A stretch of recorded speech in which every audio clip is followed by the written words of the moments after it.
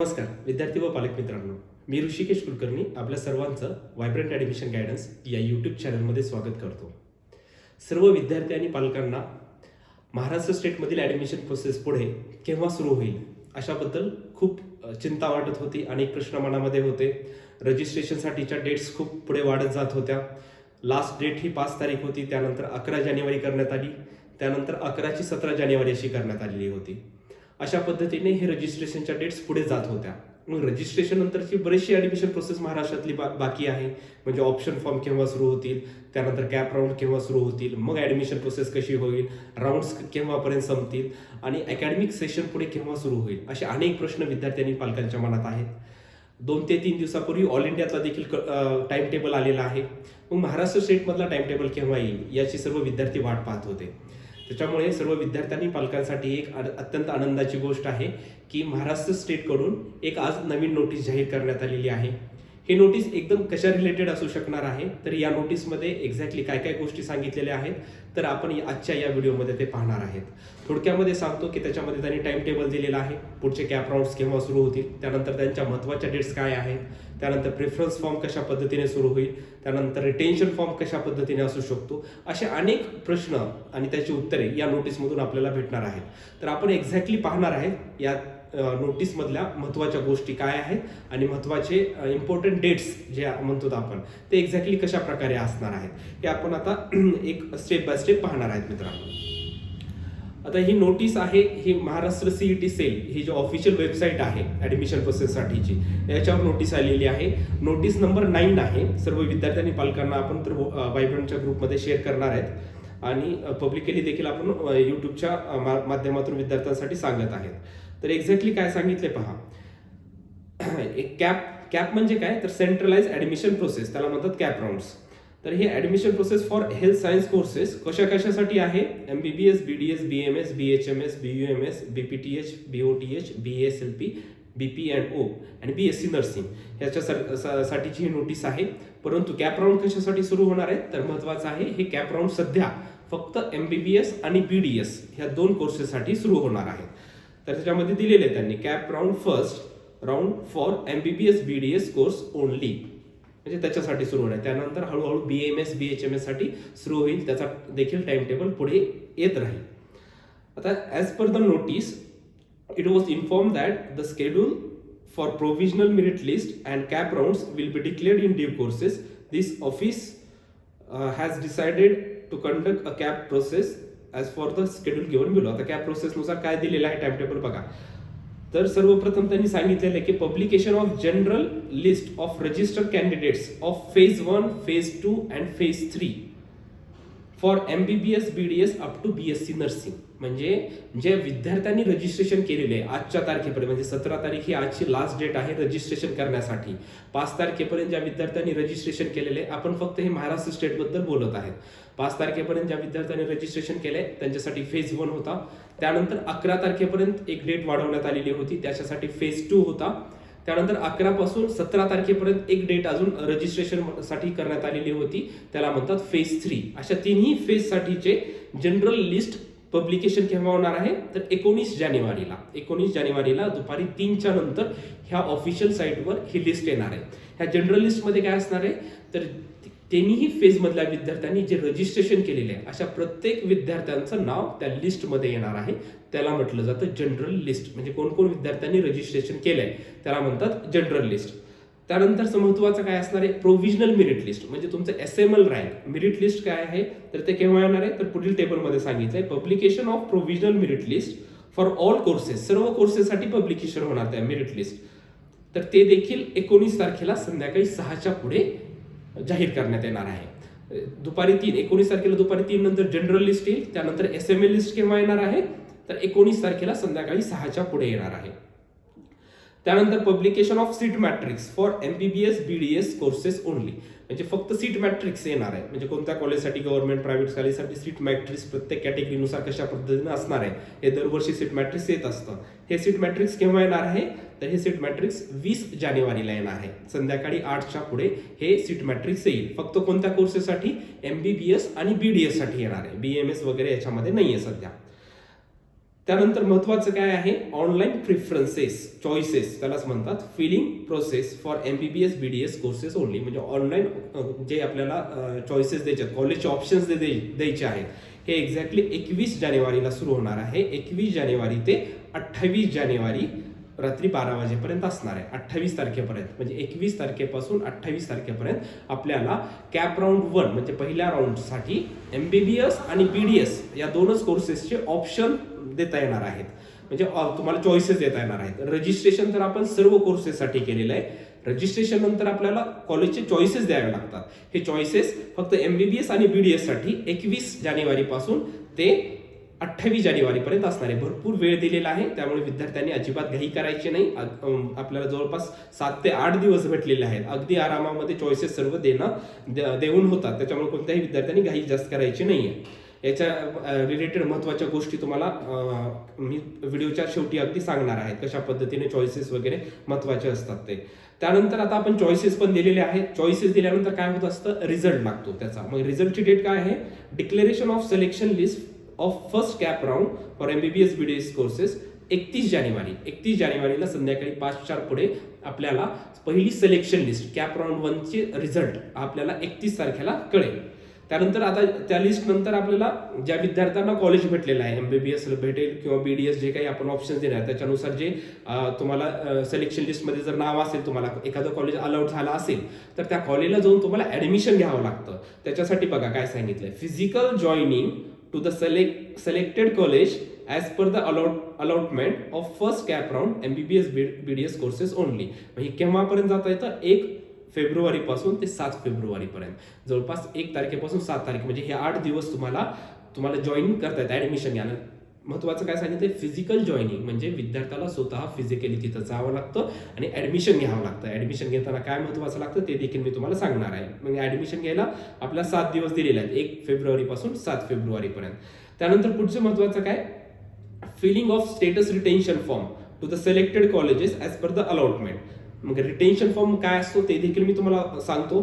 तर ते त्याच्यासाठी वेळ काय दिलेला आहे, 1 तारखेपासून 7 तारखेपर्यंत. म्हणजे ऍडमिशनच्या वेळेसच आपल्याला या 7 ते 8 दिवसामध्ये तुम्हाला रिटेन्शन फॉर्म देखील सबमिट करता येतो, भरायचा असेल तर तुमच्या मनावर. अशा पद्धतीने ह्या महत्वाच्या डेट्स होत्या. अजून एकदा रिपीट फास्टली करतो मी. जनरल लिस्ट केव्हा लागणार आहे, तर 19 तारखेला 19 जानेवारी म्हणजे परवा दिवशी. त्यानंतर provisional merit list SML list 19 तारखेला संध्याकाळी 6 वाजता लागेल. सीट मॅट्रिक्स 20 तारखेला येणार आहे, 20 जानेवारीला. त्यानंतर चॉईसेस फिलिंग केव्हा सुरू होणार आहेत, 21 जानेवारीपासून 28 जानेवारीपर्यंत चॉईसेस आहेत. पुन्हा त्या चॉईसेससाठी रिझल्ट कॅप राऊंडचा फर्स्ट केव्हा लागणार आहे, 31 तारखेला रिझल्ट लागणार आहे. त्यानंतर रिझल्ट लागल्यानंतर ज्या विद्यार्थ्यांना कॉलेजला ऍडमिशन भेटलेलं आहे, अशा कॉलेजला ऍडमिशन घेण्यासाठी तारीख काय आहे, 1 फेब्रुवारी पासून 7 फेब्रुवारीपर्यंत. त्यानंतर आता महत्वाचे त्यांनी काही पॉईंट्स दिलेले आहेत, ते आपण पाहूया काय आहेत.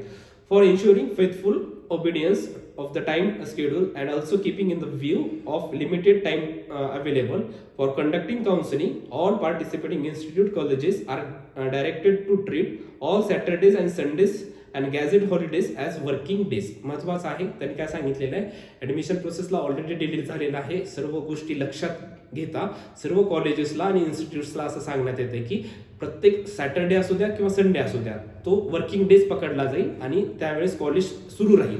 म्हणजे जरी तुम्हाला कॉलेज अलाउड झालेला आहे आणि एखादा वाटला संडे आला आता कॉलेज बंद असेल का, ऍडमिशन घेता येईल का, तर असं बिलकुल नसणार आहे. प्रत्येक संडेला किंवा सॅटर्डेला किंवा एखादा हॉलिडे जरी असला तरी अशा कोणत्याही दिवशी कॉलेज सुरू असणार आहे. म्हणजे सिलेक्शन लिस्टच्या नंतरच्या महत्वाच्या गोष्टी आहेत. जेव्हा तुम्हाला कॉलेज अलाउड होईल म्हणजे 1 ते 7 तारखेमध्ये जेव्हा ऍडमिशन घ्यायला जाणार आहे, अशा वेळेस तुम्हाला हे कॉलेज प्रत्येक दिवशी सुरू असणार आहे. असं नाही की सुट्टी असल्यामुळे बंद असेल म्हणून. त्यानंतर पुढची महत्वाची काय, candidates who are eligible for MBBS BDS courses can only fill the preference form. महत्वाचं आहे, जे विद्यार्थी MBBS आणि BDS ला फक्त इलिजिबल म्हणजे इलिजिबिलिटी क्रायटेरिया देखील असतो, क्वालिफिकेशन क्रायटेरिया जो आहे 138 आणि कॅटेगरीसाठी 108, जेवढे विद्यार्थी इलिजिबल आहेत असेच विद्यार्थी ऑप्शन देऊ शकतात. बाकीच्या विद्यार्थ्यांना ऑप्शन देता येत नाही, हे पण महत्वाचं घ्या. त्यानंतर आता बघा चॉईस फिलिंग म्हणजे प्रिफरन्स बद्दल महत्वाच्या गोष्टी आहेत तिथे. ऑनलाईन प्रिफरन्सेस और choice filling will be only one time. मी तुम्हाला ह्याच्या आधी तुम्ही विद्यार्थ्यांना सांगतो आणि पालकांना खूप महत्त्वाचा मी एक व्हिडिओ शेअर केलेला आहे. म्हणजे याच्या आधीचा एक व्हिडिओ आहे की महाराष्ट्र स्टेटमध्ये admission process step by step पद्धतीने कशी होत असते. त्याच्यामध्ये मी सर्व गोष्टी तुम्हाला मेन्शन केलेल्या आहेत. रिटेन्शन फॉर्म म्हणजे काय असतो, पुन्हा कॅप राऊंड कशा पद्धती, मी तुम्हाला त्या नोटीसमध्ये सांगितलं होतं की जेव्हा आपण चॉईसेस देतो तर पहिल्यांदा फक्त MBBS BDSS चॉईसेस असतात, मग त्या कशा पद्धतीने होतात, जर कॉलेज तुम्हाला भेटलं तर पुढं काय होतं काय नाही, तो खूप महत्त्वाचा व्हिडिओ, तो विद्यार्थ्यांनी नक्की पाहून घ्यायचा आहे. तुम्हाला आपल्या यूट्यूबच्या ह्याच्यामध्ये दिसेल तो व्हिडिओ, तो सर्व विद्यार्थ्यांनी पहा, म्हणजे जेणेकरून तुमच्या सर्व प्रश्नांची उत्तरे तुम्हाला भेटतील. म्हणजे इथं थोडक्यात काय सांगितलंय, ऑप्शन फॉर्म हा एकदाच भरता येतो. These preferences will be used for cap round 1 and all subsequent rounds including mop-up round. महत्त्वाचं सांगितलंय, तुम्ही जे आता चॉईसेस देणार आहेत हे चॉईसेस तुमचा कॅप राऊंड 1 साठी असतील, कॅप राऊंड 2 साठी असतील आणि मॉपअप राऊंड साठी देखील हे चॉईसेस असणार आहेत. म्हणजे जसे जसे पुढे जाणार आहेत आपण तसं तुम्हाला चॉईसेस बदलता येणार आहेत का? बिलकुल नाही. तुम्ही जे आता चॉईसेस देणार आहेत प्रिफरन्सेस, एकदा लॉक झाले की त्या चॉईसेसला एडिट करता येत नाही. तुम्हाला जर वाटलं की मला आता नवीन कॉलेज ठेवायचं आहे, पुन्हा ठेवता येणार नाही, किंवा एखादं कोणतं कॉलेज टाकले मला हेड कॉलेज ठेवायचं नाहीये, तर ते कॉलेज सुद्धा डिलीट करता येणार नाही. तुम्ही जे आता प्रिफरन्सेस देणार आहेत ते थ्रू आउट द सर्व rounds, first round, second round, mop up round पर्यंत हे सेम तुमचे चॉईसेस राहणार आहेत, त्याच्यामध्ये काहीच चेंज करता येत नाही. No request for change of preferences will be entertained once the preference are lock. बघा तेच सांगितलं त्यांनी, एकदा प्रिफरन्सेस लॉक केले की त्याच्यामध्ये काहीच चेंज करता येणार नाही आणि तशा पद्धतीचे चेंजेस करू देखील दिले जाणार नाहीत, असं CET सेलला सांगितलेलं आहे. हे झालं प्रिफरन्सेस बद्दल महत्त्वाचं. आता त्यांनी काय सांगितलंय, filling of status retention form, हे अगदी महत्त्वाचं आहे. याच्याबद्दल अनेक कन्फ्युजन आहेत, याच्यामध्ये याचा देखील मी एक सेपरेट व्हिडिओ तुमच्यासोबत घेऊन येणार आहे. पण अगदी थोडक्यामध्ये या नोटीसमध्ये काय सांगितलं आपण ते पाहूया. पहिला पॉईंट त्याच्यामध्ये सांगितला, if a candidate who has been allotted a seat wishes to participate in next or subsequent round should not fill status retention form. म्हणजे काय सांगितलं, एखाद्या विद्यार्थ्याला जर एखादं कॉलेज पहिल्या राऊंडमध्ये भेटलंय आणि त्या विद्यार्थ्याला असं वाटत असेल की मला आता नेक्स्ट राऊंडला जायचं आहे, म्हणजे मला बेटरमेंट म्हणजे पुढच्या राऊंडमध्ये जायचं आहे आणि मला पुढच्या राऊंडला कोणतं कॉलेज भेटेल याच्यासाठी वेट करायचं आहे, तर अशा विद्यार्थ्यांनी काय सांगितलंय, should not fill status retention form. म्हणजे अशा विद्यार्थ्यांनी रिटेन्शन फॉर्म भरायचा नाही. म्हणजे रिटेन्शन फॉर्म नाही भरला तर तुम्हाला आता भेटलेलं कॉलेज राहतं आणि आपल्याला पुढच्या राऊंडला जाता येतं. मी त्या व्हिडिओमध्ये सर्व समजून सांगितले, तुम्ही एकदा डबल पाहतो व्हिडिओ. जर रिटेन्शन फॉर्म भरला तर काय होतं, नाही भरला तर काय होतं, ते देखील मी मेन्शन केलेलं आहे. पुन्हा काय सांगितलंय, if a candidate who has been allotted a seat जर भेटली, does not wish to participate in next subsequent round, तर अशा पद्धतीत काय सांगितलंय, should fill status retention form. जर तुम्हाला एखादं कॉलेज भेटलंय आणि तुम्हाला तिथं तुम्ही जर ऍडमिशन घेतलं आणि तुम्हाला जर वाटलं आता मला दुसऱ्या पुढच्या राऊंडला कुठेही जायचं नाही, म्हणजे थोडक्यामध्ये मी तेव्हा सांगितलेलं होतं, जर आपल्याला आपल्या आवडीप्रमाणे कॉलेज भेटलंय आणि मला आता पुढे कोणतंही कॉलेज भेटू द्या किंवा न भेटू द्या, मला काही फरक पडत नाही, मला हेच कॉलेज पाहिजे, असं काही असेल तर तुम्ही तिथे स्टेटस रिटेन्शन फॉर्म भरू शकतात. जर तुम्ही स्टेटस रिटेन्शन फॉर्म फिल केला तर तुम्हाला पुढच्या राऊंडला जाता येत नाही. जर तुम्ही ऍडमिशन घेतलंय आणि रिटेन्शन फॉर्म भरला नाही तर तुम्हाला पुढच्या राऊंडला जाता येतं, पण रिटेन्शन फॉर्म भरला तर तुमचं कॉलेज तेच फिक्स राहतं, हे लक्षात घ्यायचं विद्यार्थ्यांनी. आणि जर तुम्ही नंबर लागला आणि ऍडमिशनच घेतलं नाही, म्हणजे दिलेल्या 7 तारखेपर्यंत 7 फेब्रुवारीपर्यंत वेळ आहे आणि ऍडमिशनच घेतलं नाही, तर तुम्ही पूर्ण प्रोसेसच्या बाहेर होतात, हे देखील लक्षात घ्या. असं समजू नका की तुम्हाला ऍडमिशन घेतलं, पहिल्या राऊंडला कॉलेज भेटलंय, आता ऍडमिशनही घेतलं नाही, रिटेन्शन फॉर्म आपण काही केलं नाही म्हणजे आपल्याला नेक्स्ट राऊंडला जाता येते, तर बिलकुल तसं जाता येत नसतं.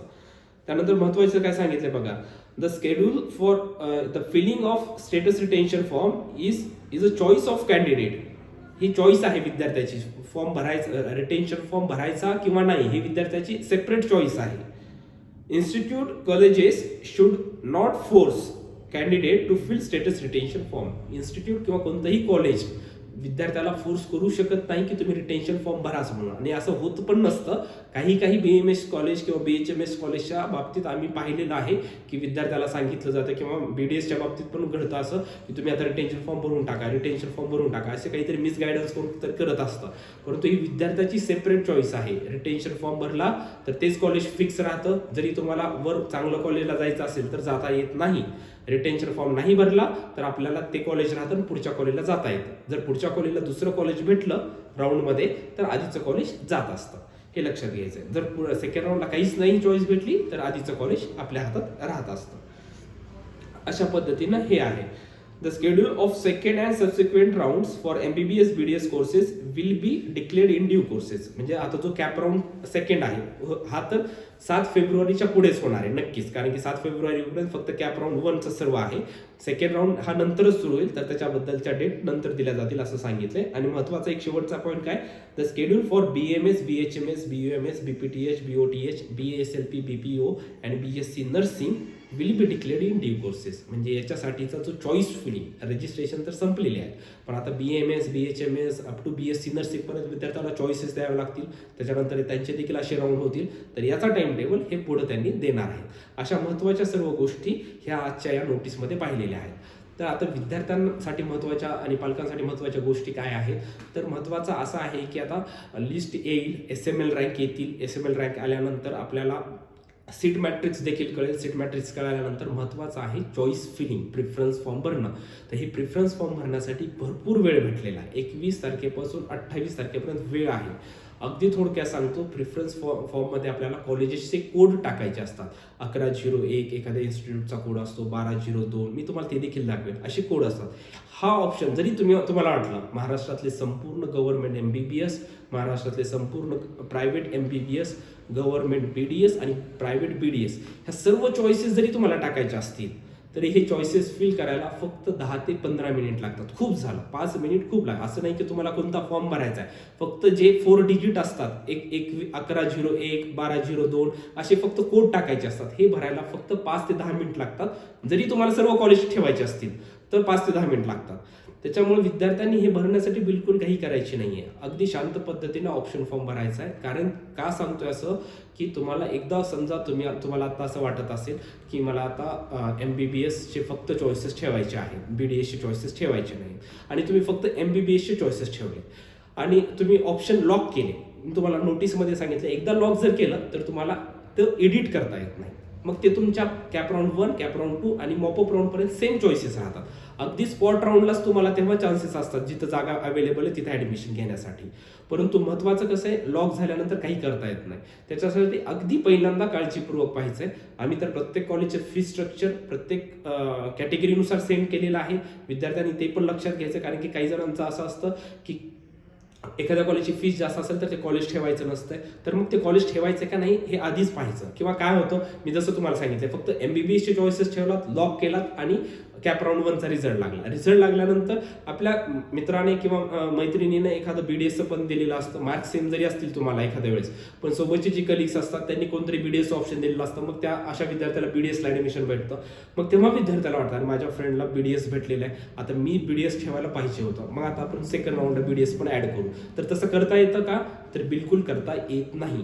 त्यामुळे तुम्ही आधी ठरवा की तुम्हाला BDSचे पण चॉईसेस ठेवायचे आहेत का, किंवा फक्त असं MBBS गव्हर्नमेंटचेच ठेवायचे आहेत. काही जणांना प्रायव्हेट सुद्धा ठेवायचे नसतात, तर फक्त MBBS गव्हर्नमेंटचेच ठेवायचे आहेत का, किंवा प्रायव्हेटचे पण ठेवायचे आहेत का फक्त BDS गव्हर्नमेंटच ठेवायचे.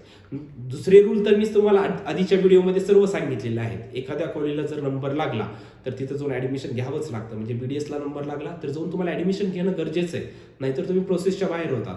अशा पद्धतीचे हे सर्व रूल्स असतात. त्याच्यामुळे प्रिफरन्स फॉर्म भरताना विद्यार्थ्यांनी काही करायची नाहीये. खूप महत्त्वाचा फॉर्म असतो. सर्व विद्यार्थ्याचे प्रिफरन्स फॉर्म मायब्रँडमध्ये भरून दिलेच जाणार आहेत आणि जनरल गाईडलाईन्स जे असतील ते आपण यूट्यूबच्या माध्यमातून सर्व विद्यार्थ्यांपर्यंत पोहोचवण्याचा प्रयत्न करणार आहेत. कारण की इथून पुढे ॲक्च्युअल सर्व महत्त्वाच्या गोष्टीसाठी सुरुवात झालेली आहे. आणि महत्त्वाच्या ज्या सूचना असतील, म्हणजे रिटेन्शन फॉर्म कसा असतो काय नाही, हे तर मी वायब्रंटच्या ग्रुपमध्ये अगदी व्यवस्थित डीपली आम्ही तुम्हाला माहिती सांगणारच आहे. आणि आता देखील मी थोडक्यामध्ये तुम्हाला समजून सांगितलं आहे की कशा पद्धतीने असतो. आता मेन फोकस करा फक्त की सीट मॅट्रिक्स आल्यानंतर आपल्याला प्रिफरन्सेस द्यायचे, तर प्रिफरन्सेसवर आफ्टर रिझल्ट काय गोष्टी घडणार आहेत, रिटेन्शन फॉर्म भरायचा का नाही, कसा करायचा काय नाही, कोणत्या कॉलेजची फी स्ट्रक्चर कसं असेल, कोणत्या कॉलेजला ऍडमिशन घेताना काय डॉक्युमेंट्स लागतात काय नाही, हे सर्व मी तुम्हाला आता नंतर सांगेन. महत्त्वाचं काय, आता प्रिफरन्स फॉर्म भरणं आणि प्रिफरन्स फॉर्म चुकू द्यायचा नाहीये आणि घाई करायची नाहीये. मी तुम्हाला वेळ देखील सांगितलेला आहे. प्रिफरन्स फॉर्म भरायला जास्त वेळ लागत नाही. जसं रजिस्ट्रेशनचे सर्व आपल्याला फॉर्म भरावे लागतात किंवा डॉक्युमेंट्स वगैरे अपलोड करावे लागतात, त्यात खूप वेळ जातो. तसं बिलकुल नाहीये. अगदी सोप्या पद्धतीनं प्रिफरन्स फॉर्म भरता येतात आणि विद्यार्थ्यांनी पालकांनी काही काळजी करायची नाहीये. ज्यांना काही अडचणी येत असतील त्यांनी व्हायब्रंटच्या ऑफिसमध्ये कॉन्टॅक्ट करू शकतात. महत्त्वाच्या गोष्टी आहेत, सर्व विद्यार्थ्यांनी पालकांनी याची नोंद घ्यायची आहे. आणि जे बाहेरचे विद्यार्थी आहेत ज्यांना अजून काउन्सिलिंग घेतली नाही, अशा देखील विद्यार्थ्यांना काही अडचणी येत असतील तर असे विद्यार्थी देखील व्हायब्रंटला कॉन्टॅक्ट करू शकतात. आम्ही नेहमीच सर्व विद्यार्थ्यांना आणि पालकांना मार्गदर्शन करण्यासाठी तत्पर आहेत. त्यामुळे कोणत्याही विद्यार्थ्यांना आपले ऑफिसेस लातूर, बीड, बारामती आणि पुणेमध्ये देखील आहे. ज्या विद्यार्थ्यांना काही अडचणी येत असतील अशा विद्यार्थ्यांनी त्या ठिकाणी जाऊन आपल्या कॉन्टॅक्ट करायचा आहे आणि आपल्या ज्या अडचणी आहेत त्या दूर करायच्या आहेत. Thank you so much.